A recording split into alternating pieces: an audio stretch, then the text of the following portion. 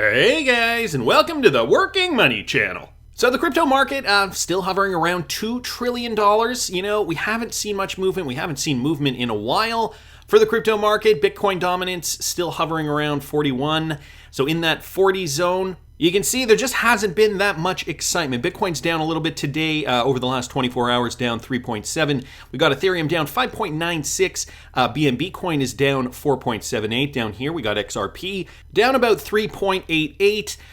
And, you know, many of the other altcoins are also down by a little bit. So, you know, a bit of a downturn in the market, albeit not by much. We're still waiting for that catalyst event for Bitcoin to fly. I mean, either it's going to hit that 0.702 and we should see altcoins rally, or it'll continue to move, surpass its all-time high, and altcoins will likely rally along with it, perhaps making new all-time highs in the meantime. So here we got Bitcoin right now on the daily. I just threw a Fibonacci on here, and you can see Bitcoin did hit the 0.382, was hovering around there for a little while, and now dipping back down. So could we see a retracement back to the 0.236? Are we going to see some strong momentum moving up to the 0.702? Again, guys, not too much movement for altcoins, so it still seems like we are in a holding pattern. If I bring up XRP real quickly, you can see XRP trading right now at about 79.5 cents, just moving to the beat of Bitcoin at this moment in time. Holding support. This is a strong area of support for XRP. You know, as we've seen over here, we hit that level back in late 2020, and we've been bouncing off it a few times since then. In and around here, and now we're back in and around here. I mean, I'm kind of sick of this vacillating between support, resistance. Like you all, I just want to see this thing finally move. I want to get out of this low volume activity, see this thing move. Anyway, I wanted to bring you guys this from T-Hole Bedict XRP. Ipid launches in India. Now, one of the 3 senior board members, Costa Parekh, leads level 1 projects in the Gates Foundation. He's the chairman of Mojaloop, the foundation board over there. We know there is a connection between Mojaloop and Ripple, and on the board of the Interledger Foundation as well. He was also the creator of SwiftNet.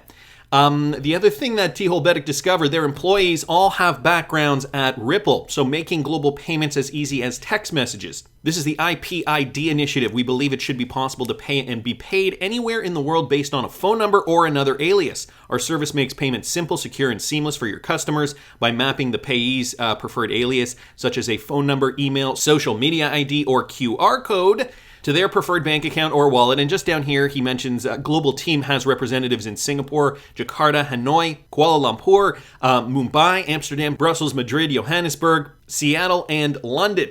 And guys, guess what else? The picture appears again of the shipping containers. If you guys didn't catch the video I did yesterday, we were analyzing a discovery with regards to the photographer and the photos that have been used in a lot of Ripple releases in their blog posts, and connecting that to the UN and the WEF, the World Economic Forum. And so if you guys didn't catch that video and you're interested to catch it, I will link it up here in the top right-hand corner for you. Interesting news there. Matthew L.A.N.Y. also bringing this to us. Velo Labs and Iremit, which is a Ripple partner, are partnering to unlock a $34 billion cross-border payment market in the Philippines. So another RippleNet connection here. Velo Labs, a leading blockchain infrastructure company, and Iremit, the largest Filipino-owned non-bank remittance service provider, have partnered to provide individuals and banks access to improved cross-border payments using blockchain technology and Velo digital credits. An estimated $34 billion in U.S. remittances arrive into the Philippines each year and are currently subject to high fees, costly delays, and a complex web of intermediaries, all of which destroy economic value and hurt individuals' reliance on cross-border payments. Velo Labs, alongside Iremit, will provide the technology and the settlement network to ensure these cross-border payments can be sent and received cheaper, faster, and more securely than current legal financial systems allow. Also note this, by integrating with the Velo network, Iremit can now work directly with its trusted partners to settle transactions almost instantly without the need for intermediary agents. Well, I think we can all guess how that could be made possible. The efficiency delivered by combining Velo Labs' blockchain payment infrastructure with Iremit's robust domestic settlement network will empower Iremit's users, including overseas Filipino migrant workers and local businesses and individuals, to retain more of their hard-earned money. So another partnership here, leveraging the power of RippleNet. RippleNet partner getting together with another company and creating that launch pad for them to leverage the power of RippleNet so that they can provide better service for their customers. So great news there. there. Wanted to thank Matt for posting that. Also, this guy's from Mike Manfield here on Twitter. This has to do with Airwallex. We know Airwallex is a Ripple partner as well. Global fintech platform Airwallex is pleased to announce the launch of its global expenses platform, providing a modern solution for businesses to manage their expenses in a fast, seamless, and hassle-free way. With workforces increasingly distributed and remote, expense management has evolved into a significant administration burden for businesses operating globally. So again, this has to do with global businesses and this new era that we were kind of pushed into with regards to global commerce. Airwallex solves the problem throughout automating parts of the expense process that are traditionally time-consuming and manual. And guys, here's a quote: "Managing spending efficiently is critical to the success of any business, so it's no surprise that Expenses Solution was highly requested by the businesses we work with." This coming from Shannon Scott, VP and Global Head of Product at Airwallex. With the launch of our new expenses platform, we are delivering a cohesive solution to one of the biggest administrative challenges businesses face when scaling. Airwallex's expenses platform integrates seamless into our existing multi-currency cards product. Combining this product suite offers control and visibility to businesses, helping to manage spending, reconciliation, and reporting conveniently all in one place. So if you are a company and you have built your business relying on multi-currency transactions because you do business globally, well, here is a solution that is provided through Airwallex, of course, leveraging the RippleNet software. And here it even says here, the new solution streamlines the expenses process through offering a single integrated platform to manage spending. Businesses will be able to seamlessly upload receipts for approval, reconcile expenses, and gain real-time visibility over card transactions. So this is all becoming next level finance management, I suppose we can call it. And as one company does this, we are going to see more and more move in this direction. So interesting news coming out of the Airwallex camp. Wanted to thank Mike for posting that. And real quick here from Michael at Val5 Links, just switching gears a little bit to the SEC Ripple lawsuit. Magistrate Judge Sarah Netburn has ordered the U.S. Securities and Exchange Commission to submit all of its suggested redactions for in-camera review, guys. And that is supposed to happen in 2 days. The deadline is April the 8th. And remember, in her January 13th ruling, the judge determined that the deliberative process privilege, or the DPP, does not apply to certain sets of notes, since gathering facts from third parties is not necessarily a privileged activity. None of the notes contains attorney-client communications, which is why they are not shielded from protection. And as you today did report, Ripple said that it is not going to be challenging any of the proposed redactions, but it does reserve the right to the notes. The handwritten notes will be reviewed privately by the judge, meaning that all defendants or other parties will not be able to view the unredacted documents. That is the latest, guys. James K. Filan here, also just bringing us the official document right here from Court Listener. The court has received the SEC's letter requesting leave to redact portions of 4 sets of handwritten notes by SEC staff. The SEC is ordered in capitals, to submit its proposed redactions for in-camera review by April the 8th. Again, today, Wednesday, April the 6th. So another 2 days before that lawsuit deadline. Wanted to thank Michael for bringing that to us. Also wanted to bring another one from Michael, guys. And so it's interesting what's happening right now in the world. We have the Western world and, several other compliant-friendly countries looking to move into the realm of CBDCs. And yet we also have countries like El Salvador doing their own thing, the renegades of the group. And so here's an article, interesting article, with regards to the Bitcoin situation in El Salvador and how a U.S. representative raises a bill to avert El Salvador from adopting Bitcoin, calling the move a careless gamble. I'm still trying to figure out how it's anybody else's business other than El Salvador. So while there have been promising reports from the House and Senate about cryptocurrency, one congresswoman seems to predict more problems than upsides when it comes to adopting Bitcoin. As an example, so Congresswoman Norma Torres, representing California's 35th congressional district, said on April 4th that she and Congressman Rick Crawford submitted the Accountability for Cryptocurrency in El Salvador Act to limit the risks to the United States associated with El Salvador's adoption of Bitcoin as legal tender. Well, first off, I gotta ask, how is the U.S. even being threatened by this unless they do a lot of business with El Salvador? I mean, I'm sure the United States can decide to do business elsewhere. As she introduced the bill, Torres called the adoption of Bitcoin by the Central American nation a careless gamble. Here's the quote. El Salvador's adoption of Bitcoin is not a thoughtful embrace of innovation, but a careless gamble that is destabilizing the country. It further stated, El Salvador is an independent democracy, and we respect its right to self-govern, but the United States must have a plan in place to protect our financial systems from the risks of this decision.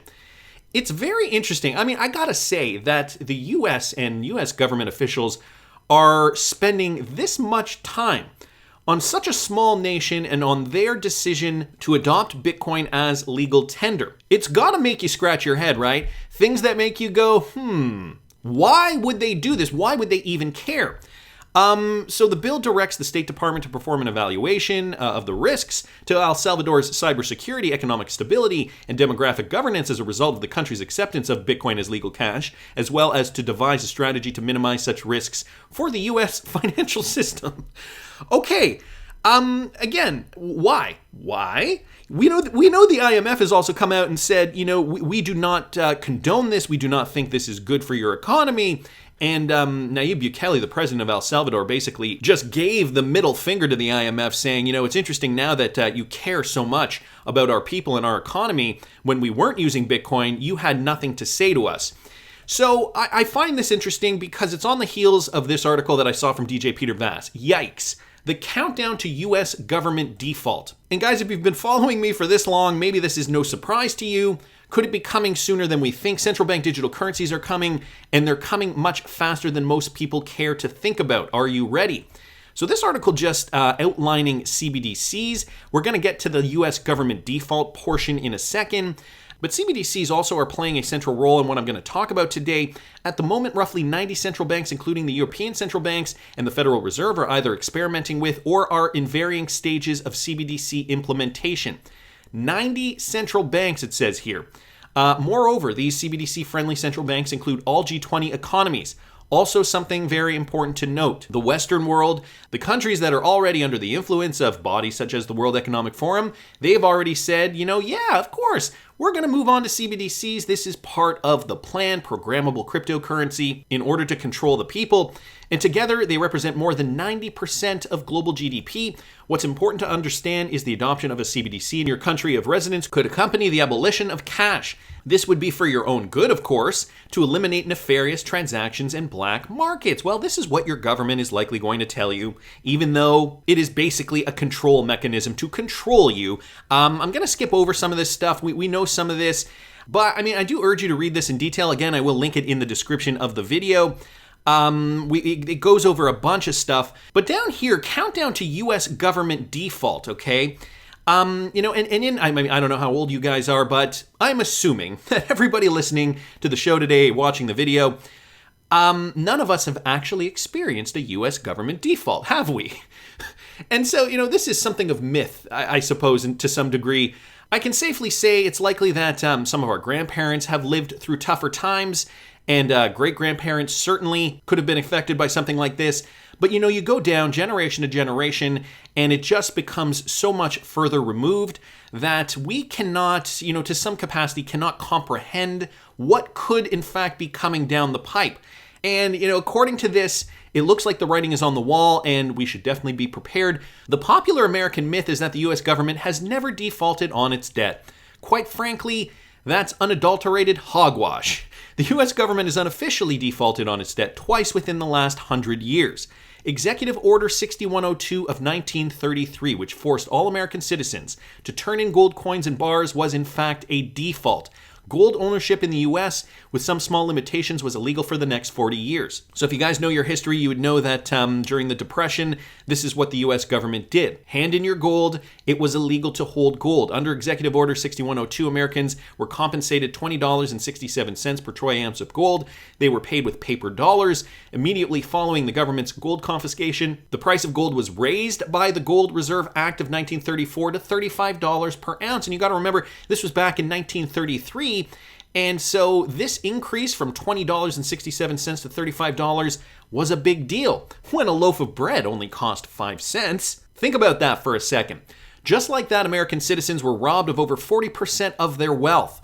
The second default occurred in 1971 when President Nixon temporarily suspended the convertibility of the dollar into gold. So this is when the US dollar went off the gold standard. Prior to 1971, as determined by the Bretton Woods International Monetary System, which was agreed to in Bretton Woods, New Hampshire in July 1944, a foreign bank could exchange $35 with the US Treasury for 1 troy ounce of gold. After the US reneged on the established exchange rate, when foreign banks handed the US Treasury $35, they received $35 in exchange. So in both instances, the US government didn't overly default on the debt. Instead, it changed the fundamentals, the terms and conditions of the dollar. By all honest accounts, these are defaults. Similarly, the issuance of a digital dollar, a Fed-issued CBDC, so this is where it comes back to CBDCs, which is traceable and programmable, changes the terms and conditions of the cash dollar.